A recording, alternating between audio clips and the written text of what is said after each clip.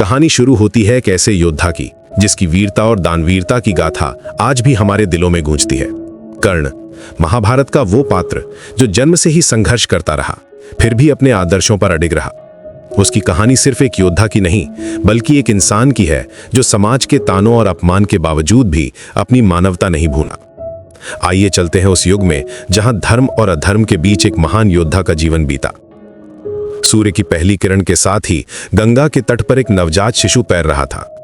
पानी की लहरों के साथ बहता हुआ यह छोटा सा जीवन मानो अपने भविष्य के संघर्षों की शुरुआत कर रहा था। यह कोई साधारण बच्चा नहीं था। इसके शरीर पर जन्म से ही सुनहरा कवच और चमकते कुंडल थे जो इसकी दिव्यता का प्रमाण थे। यह था कर्ण, जो कुंती और सूर्यदेव का पुत्र था।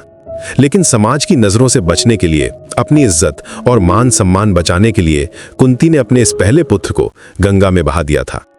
एक मां का दिल कितना दुखा होगा, यह सिर्फ वही जानती थी। भाग्य की लीला देखिए कि यह बच्चा अधिरथ नाम के एक सारथी के घर पहुंचा। अधिरथ और उसकी पत्नी राधा ने इस बच्चे को देखा तो उनका दिल भर आया। वे निसंतान थे और यह बच्चा उनके लिए भगवान का वरदान था। उन्होंने इस बच्चे को अपना पुत्र मानकर पूरे प्रेम से पाला। इसीलिए कर्ण को राधेय भी कहा जाता है। लेकिन जन्म से ही उसके भाग्य में संघर्ष लिखा था और यह संघर्ष उसके साथ जीवन भर चलता रहा। बचपन से ही कर्ण में असाधारण प्रतिभा थी। जब दूसरे बच्चे खेलकूद में व्यस्त रहते तो वो धनुष बाण के साथ अभ्यास करता रहता। वो धनुर्विद्या में बेहद कुशल था। उसकी निशानेबाजी देखकर लोग हैरान हो जाते थे। लेकिन उसकी जात थी उसके सामने हमेशा एक दीवार की तरह खड़ी होती थी। जब वो द्रोणाचार्य से शिक्षा लेने गया तो उन्होंने उसे सूतपुत्र कहकर मना कर दिया। यह अपमान कर्ण के दिल में गहरा घाव बन गया, एक ऐसा घाव जो कभी नहीं भरा। निराश होकर लेकिन हार न मानते हुए कर्ण परशुराम के पास गया। परशुराम उस समय के सबसे महान गुरु थे, लेकिन वहां भी उसे झूठ बोलना पड़ा। उसने खुद को ब्राह्मण बताया क्योंकि परशुराम केवल ब्राह्मणों को ही शिक्षा देते थे। ये झूठ कर्ण के लिए कितना कष्टकारी रहा होगा, लेकिन ज्ञान पाने की उसकी प्यास इतनी तीव्र थी कि उसे ये कदम उठाना पड़ा। परशुराम से उसने अस्त्र शस्त्र की शिक्षा ली और एक महान योद्धा बना। लेकिन सच्चाई छुप नहीं सकती।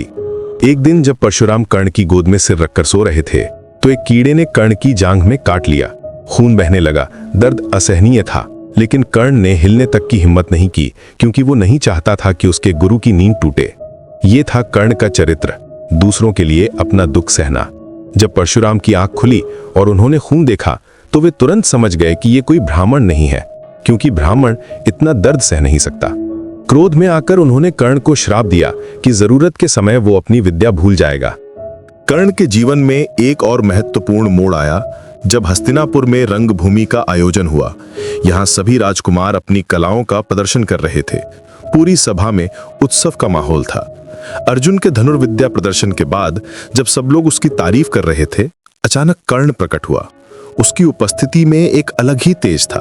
उसने न केवल अर्जुन के सभी कारनामे दोहराए, बल्कि उससे भी बेहतर प्रदर्शन किया। फिर उसने अर्जुन को द्वंद्व युद्ध की चुनौती दी, लेकिन कृपाचार्य ने कहा कि केवल राजकुमार ही राजकुमार से युद्ध कर सकता है। कर्ण सूतपुत्र था, इसलिए वो अर्जुन से युद्ध नहीं कर सकता था। पूरी सभा में सन्नाटा छा गया। यह अपमान कर्ण के लिए असहनीय था। तभी दुर्योधन ने आगे बढ़कर कर्ण को अंग देश का राजा घोषित कर दिया। उसने कहा कि अब कर्ण भी राजा है और वो अर्जुन से युद्ध कर सकता है।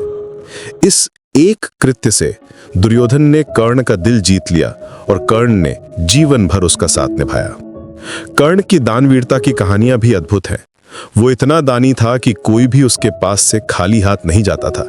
एक बार इंद्र ने ब्राह्मण का रूप धारण करके कर्ण से उसके जन्मजात कवच कुंडल मांगे। कर्ण जानता था कि ये इंद्र हैं और वे अर्जुन के पिता हैं। वो ये भी जानता था कि ये कवच कुंडल उसकी रक्षा करते हैं। फिर भी उसने बिना किसी हिचकिचाहट के, बिना कोई सवाल पूछे अपने कवच और कुंडल दान कर दिए। उसने अपनी छाती चीर कर कवच निकाला और कानों से कुंडल उतार कर दे दिए। इंद्र उसकी दानवीरता से इतने प्रभावित हुए कि उन्होंने उसे अमोघ शक्ति दी जो केवल एक बार इस्तेमाल हो सकती थी। महाभारत के युद्ध में कर्ण ने कौरवों की तरफ से लड़ाई लड़ी।